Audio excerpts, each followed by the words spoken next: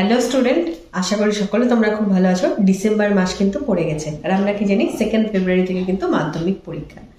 এই মুহূর্তে আমাদের একমাত্র টার্গেট হচ্ছে কি মাধ্যমিকে আমরা কি করে বেশি স্কোর করতে পারবো, 90-র মধ্যে 90 কি করে পেতে পারবো, সেটা কিন্তু এই মুহূর্তে আমাদের একমাত্র টার্গেট। সবাই কিন্তু অনেক সাজেশন নিচ্ছে, অনেক সাজেশন পড়ছে যাতে আমরা বেশি স্কোর করতে পারি, কিন্তু আজকে কিন্তু আমি তোমাদের এখানে সাজেশন দিতে আসিনি। একটা খুব সিম্পল একটা স্ট্র্যাটেজি শেয়ার করতে আসছি। কি স্ট্র্যাটেজি না, এই 60টা দিন যে আমাদের হাতে রয়েছে, এই 60টা দিন আমরা কি করে রোড ম্যাপটা প্ল্যান করব যাতে আমরা যে মেন যে গোলটা যে 90 আউট অফ 90 আমরা কি করে পেতে পারি, সেই জিনিসটাই আজকে আমি তোমাদের সাথে ডিসকাস করতে আসছি। তো আজকে হয়তো আমাকে অনেকে ফার্স্ট টাইম অনলাইনে দেখছো। তো আমার নাম পায়েল কুন্ডু। আমি লাস্ট 15 বছর ধরে তোমাদেরকে অঙ্ক পড়াচ্ছি, যাতে তোমাদের অঙ্কের যে ভয়টা সেটা কম হয়, সেই জন্য আমি চেষ্টা করে যাচ্ছি। এবং আমি পরবর্তীতে আমার এটাই চেষ্টা থাকবে যে তোমাদের মধ্যে থেকে যাতে ম্যাথ ফোবিয়া এটাকে কমানোর, এবং তোমরা যাতে অঙ্কটাকে বুঝে আনন্দের সাথে অঙ্কটা করতে পারো, এবং আলটিমেটলি এটা যাতে ফিল করতে পারো যে অঙ্ক হচ্ছে খুব ইজি একটা বিষয়, সেটাই আমার একমাত্র লক্ষ্য। তো আজকে টাইম ওয়েস্ট না করে আমরা আমাদের টপিকে চলে যাই। তো আমাদের টপিকটা কি ছিল, যে স্ট্র্যাটেজিটা কি হওয়া উচিত 90 আউট অফ 90 এটা খুব ইজিলি স্কোর করতে পারি। তো দেখো, ফার্স্টে বলো তো পড়ছেটা কি? তুমি পড়ছো, তোমার মধ্যে কি কোনো মেমোরি কার্ড আছে যেখানে সমস্ত পড়াগুলো গিয়ে স্টোর হচ্ছে? নিশ্চয়ই নেই। তো সমস্ত পড়া কোথায় স্টোর হচ্ছে? আমাদের কিন্তু ব্রেনে স্টোর হচ্ছে। তো ব্রেনকে কিন্তু প্রপারলি রেস্ট দেওয়াটা কিন্তু সব থেকে বড় কাজ এই মুহূর্তে। যেহেতু তোমাদের কাছে 60 দিন এখনো হাতে রয়েছে, তো আমি সেখানটায় বলবো কি প্রত্যেক দিন তোমরা 6 থেকে 7 ঘন্টা ঘুমানোর চেষ্টা করো। তো আমাদের এই স্ট্র্যাটেজির মধ্যে কিন্তু নাম্বার 1 পয়েন্টই হচ্ছে কি স্লিপিং সার্কেল। স্লিপিং সার্কেল মানে বলতে চাইছি কি, যে এই যে 60 দিন, আগামী 60 দিন চেষ্টা করো যে আগামী 60 দিন একটা টাইমে ঘুমাতে যাওয়ার, একটা টাইমে ঘুম থেকে ওঠার। ধরো আমার ক্ষেত্রে তুমি বলো, ধরো আমাকে যদি কেউ রাত্রিবেলায় 10টার সময় ঘুমিয়ে পড়তে বলে, তাহলে আমার 6 ঘন্টা শেষ হচ্ছে ভোর 4টায় গিয়ে। ভোর 4টার সময় উঠে কিন্তু আমি পড়তে পারি না, আমার সেই সময়ও ঘুম পায়। তো আমার ক্ষেত্রে কি প্রেফারেবল যে আমি রাত্রিবেলায় 1টা-2টো অবধি পড়লাম, 2টো অবধি পড়লাম, পরের দিন 8টার সময় উঠে আমি 8:30টার মধ্যে পড়তে বসে যাচ্ছি। আমি অনেক এনার্জি নিয়ে পড়তে বসতে পারি এবং অনেক মনোযোগ সহকারে পড়তে পারি এই সময়টা। তো তোমার ক্ষেত্রে কোনটা প্রেফারেবল হবে সেটা তুমি ভালো বুঝবে, কোন টাইমটা তুমি মনোযোগ সহকারে পড়তে পারো। তোমার ফার্স্ট কাজ হচ্ছে কি তোমার এই স্লিপিং সার্কেলটা কিন্তু তোমাকে ঠিক করতে হবে। যেহেতু তোমরা বয়সে অনেক ছোট, তো এইসব বিষয়ে কিন্তু তোমরা তোমাদের বাবা মার হেল্পটা নিতে পারো, কারণ এই বয়সে হয়তো তারা তোমাকে বেশি ভালো জানে। এটা গেল আমাদের ফার্স্ট। এইবার হচ্ছে সেকেন্ড নাম্বার। তুমি যখন এক্সাম হলে ঢোকো, তখন তোমার সব থেকে বেশি কি কাজ করে বলো তো?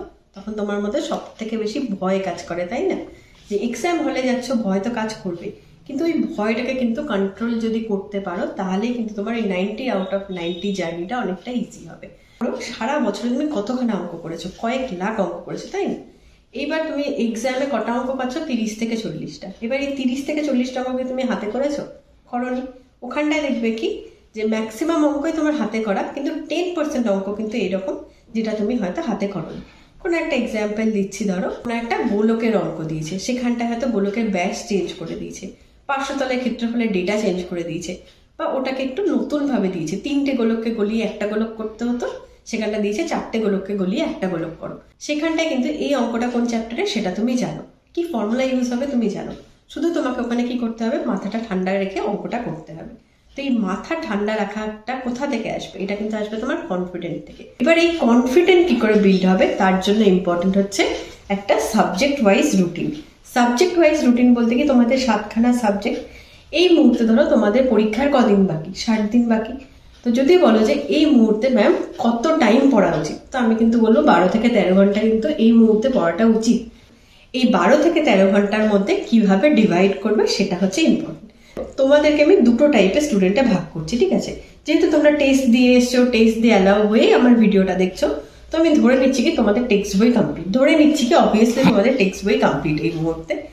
তো কেউ কেউ আছে যাদের টেক্সট বই খুব ভালো করে কমপ্লিট হয়েছে, কেউ কেউ আছে যাদের টেক্সট বই একটু কম ভালো করে কমপ্লিট হয়েছে। তাদের এই টেক্সট বইটা একটু কম ভালোভাবে কমপ্লিট হয়েছে, তাদের প্ল্যানটা আমি আগে বলি। তো দেখো, তাদের জন্য কি বলবো, যে এই মুহূর্তে সব থেকে ইম্পর্টেন্ট কি বলতো, রিভিশন আর কিন্তু টেস্ট পেপার সলভ করা, কোশ্চেন ব্যাংক সলভ করা।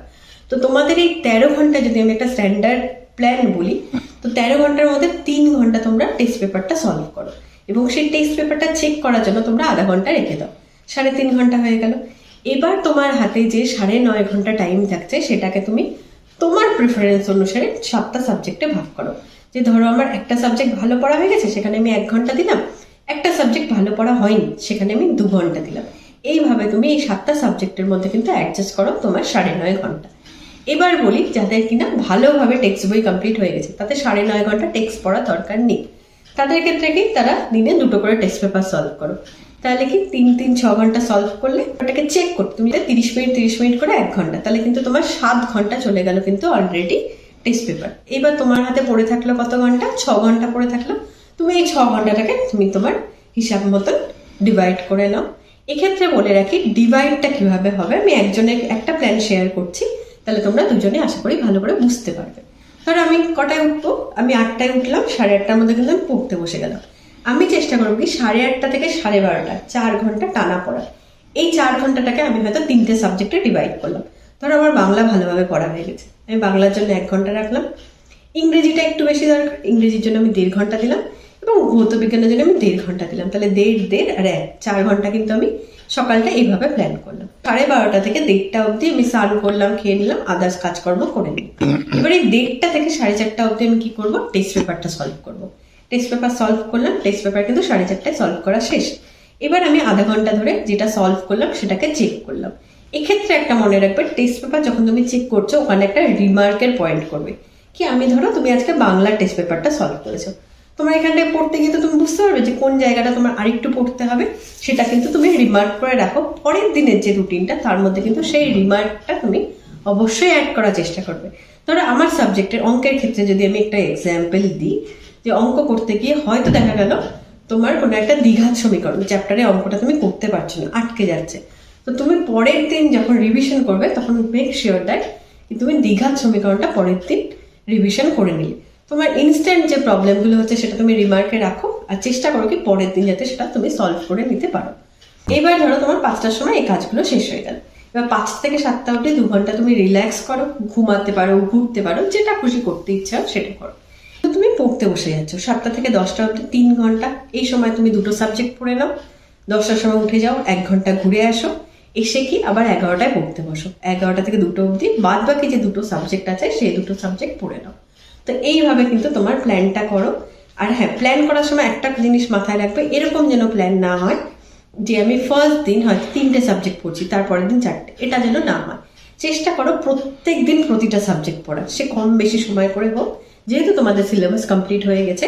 তো চেষ্টা করো প্রত্যেকটা দিন প্রত্যেকটা 7টা সাবজেক্টই টাচ করা, সে একটু বেশি কম টাইম হোক এটা। তো তোমরা এই প্ল্যানটা 60 ডেজের জন্য করো না, তোমরা 7 ডেজের জন্য করো। ফার্স্টে 7 ডেজের জন্য করো এবং এটাকে ফলো করো। তাহলে দেখবে কি তোমাদের মধ্যে কিন্তু অটোমেটিক্যালি একটা কনফিডেন্ট বিল্ডিং হবে। আর যে কনফিডেন্টটা তোমার হচ্ছে ওই এক্সাম ফোবিয়া যেটা, সেটাকে অনেকটা কন্ট্রোল করবে, এবং তুমি এক্সাম হলে কিন্তু ফুললি অ্যাটেন্টেড থাকতে পারবে। এবার আসছি আমরা থার্ড পয়েন্টে। তো থার্ড পয়েন্ট দেখো, আমি এখানে তোমাদের সাথে একটা চার্ট শেয়ার করেছি। এই চার্টটাকে আমি আমার সাবজেক্টটাকে এখানটায় সূচিপত্র অনুসারে লিখিনি। প্রথমে রেখেছি পাটিগণিত, তারপরে বীজগণিত, তারপরে পরিমিতি, তারপরে উপপাদ্য, সম্পাদ্য আর রাশিবিজ্ঞান। এর পাশে দেখতে পাচ্ছ 1 থেকে 10 অবধি কাউন্ট করা বক্স আছে। এবার এখানটায় কি কাজ বলো তো? এটা ধরো তুমি আজকে 2টো চ্যাপ্টারের অঙ্ক করেছো। কি কি চ্যাপ্টার? যে সরল সুদ কষা আর চক্রবৃদ্ধি সুদ কষা। তো তোমার যেই অঙ্কটা করা হয়ে যাচ্ছে তুমি এখানটায় 2টো টিক দিয়ে দাও। এবার কালকে তুমি করছো দ্বিঘাত সমীকরণ, দ্বিঘাত সমীকরণের পাশে টিক দাও। পরের দিন তুমি হয়তো ফুলক করছো আর লম্ববৃত্তাকার চৌক করছো, তার পাশে টিক দাও। এই করতে করতে দেখবে কি তোমার এই টিকটা কিন্তু নাম্বার 1 এর ঘরটা কমপ্লিট, নাম্বার 2 এর ঘরটাও কমপ্লিট। যখন তোমার খুব ভয় লাগবে যে এক্সাম চলে আসলো, এই চার্টটাকে দেখো, তখন কিন্তু তোমার মধ্যে একটা কনফিডেন্স চলে আসবে যে আমি তো এই চ্যাপ্টারগুলো এতবার করেছি, ভয়ের কিছু নেই, আমি সবগুলো অঙ্ক পারবো। এটা কিন্তু তোমার ভিশন বোর্ডের মতন কাজ করবে। এখানে আমি ম্যাথসটাকে দেখালাম, তুমি চেষ্টা করো প্রত্যেকটা সাবজেক্ট করা।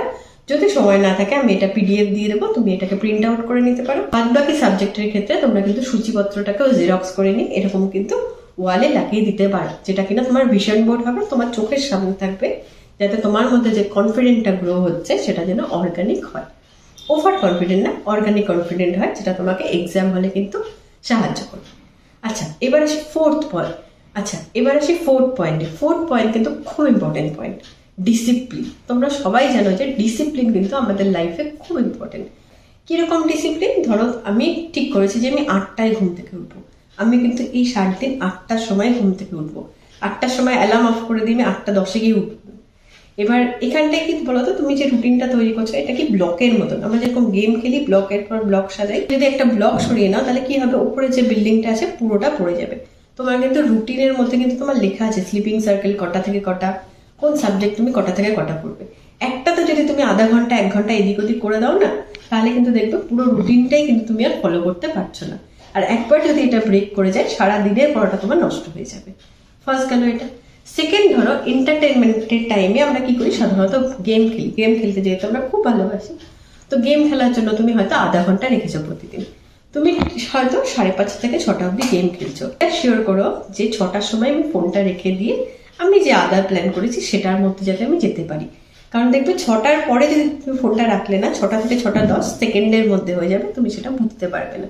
তো এই সমস্ত ছোট ছোট বিষয়ে কিন্তু ডিসিপ্লিনটা খুব দরকার আগামী 60 দিনের জন্য। 4টে জিনিস আমি বললাম, এই 4টে জিনিস যদি ফলো করতে পারো তাহলে কিন্তু তোমাদের এই 90 আউট অফ 90 জার্নিটা খুব ইজি হবে। এবং আমি এখানটা দুটো ছোট টিপস দিতে পারি যে যখন আমরা পড়ছি পড়াটা কি করে আমাদের মনে থাকবে। আমি এখানটা বললাম না 4 ঘন্টা ধরে পড়ো, 3 ঘন্টা ধরে পড়ো, টানা পড়ো না, মাঝখানটা 1 ঘন্টা পর পর 5 মিনিটের একটা ব্রেক নাও। তাতে কি হবে, তোমার ব্রেনও রিল্যাক্স হবে এবং তোমার পড়তে ভালোও লাগবে। সেকেন্ড টিপসটা হচ্ছে, যখন তুমি পড়ছো তখন মনে মনে পড়ো না, জোরে জোরে পড়ো। তোমার পড়ছো তখন তুমি মনে মনে পড়ো না, জোরে জোরে পড়ো। তোমার মুখের সাউন্ডটা যাতে তোমার কান দিয়ে শোনা যায়, এবং তুমি এমনভাবে পড়ো যে পড়াটা যেন তুমি কাউকে বোঝাচ্ছ। তাহলে কি হবে, তোমার ব্রেনে কিন্তু পড়াটা অনেক বেশি টাইমের জন্য স্টোর থাকবে, যেটা কিনা তোমাকে কিন্তু অনেক হেল্প করবে যখন তুমি পরের দিন টেস্ট পেপার সলভ করছো বা কিছু সলভ করছো এইসব কারণে। এবং থার্ড টিপসটা হচ্ছে কি, তুমি টেস্ট পেপারের জন্য একটা চার্ট বানাতে পারো যে কোন দিন কোন সাবজেক্টটা তুমি সলভ করছো। তো এই সব জিনিস যদি তুমি করো না, তোমার মধ্যে অটোমেটিক্যালি কনফিডেন্স চলে আসবে। এবং এক্সাম ফোবিয়া, যেহেতু এটা তোমাদের লাইফে ফার্স্ট বোর্ড এক্সাম, ভয়টা অনেক কম হবে। তো আমি যদি পুরো যে জিনিসটাকে বললাম ওটা যদি আমি সামারাইজ করি, তো আমি কি বললাম, ফার্স্ট হচ্ছে তুমি তোমার স্লিপিং সার্কেল ঠিক করো, সেকেন্ড হচ্ছে সাবজেক্ট ওয়াইজ রুটিন ঠিক করো, থার্ড বললাম কি যে নিজেকে রিওয়ার্ড দাও, মানে ওই চার্টের মধ্যে টিক মার্ক দাও। যত তুমি টিক মার্ক দেবে না, ধীরে ধীরে দেখবে কি তোমার ওই টিক মার্ক দেওয়ার আনন্দে তুমি পড়তে বসছো। এটা কিন্তু খুব এফেক্টিভ, আমি নিজের ক্ষেত্রে পার্সোনালি ইউজ করেছি এবং আমার অনেক স্টুডেন্ট কিন্তু এই ট্রিক্সটাকে ইউজ করে অনেক বেশি বেনিফিটেড হয়েছে। তো তোমরা তোমাদের ক্ষেত্রে ট্রাই করতে পারো, আমার মনে হয় তোমরাও অনেক বেনিফিটেড হবে এর থেকে। ফোর্থ নাম্বার হচ্ছে ডিসিপ্লিন, খুব ইম্পর্টেন্ট। এই 4টে জিনিস তোমরা নিজেদের লাইফে এই 60 দিনের জন্য নিয়ে এসো, আমাদের আগামী যে 60 দিনের জার্নিটা অনেকটা ইজি হয়ে যাবে। তোমরা এখন 1 ঘন্টায় যেটুকুনি পড়াশোনা করছো, দেখবে 7 দিন ধরে এই রুটিনটা ফলো করো, দেখবে তোমরা নিজেদের মধ্যে ইমপ্রুভমেন্টটা তোমরা নিজেরাই খেয়াল করবে। দেখবে অনেক অ্যাটেন্টিভলি কিন্তু তোমরা পড়তে পারছো এবং কম সময়ের মধ্যে অনেকটা বেশি সিলেবাস কভার করতে পারছো। আজকে আমি একটা ওভারঅল ভিডিও দিলাম প্রত্যেকটা সাবজেক্ট ওয়াইজ, যে রোড ম্যাপটা কি হওয়া উচিত 90 আউট অফ 90 পেতে হলে।